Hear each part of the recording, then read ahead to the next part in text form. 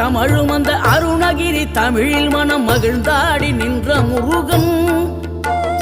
கிழவி இவள் புலமை கண்டு அழகு மிகும் குழந்தை என மகிழேறி வந்த குமரன் ஆதிசிவன் பிள்ளையன முகன் தம்பியன ஞான பழமான முதல்வன்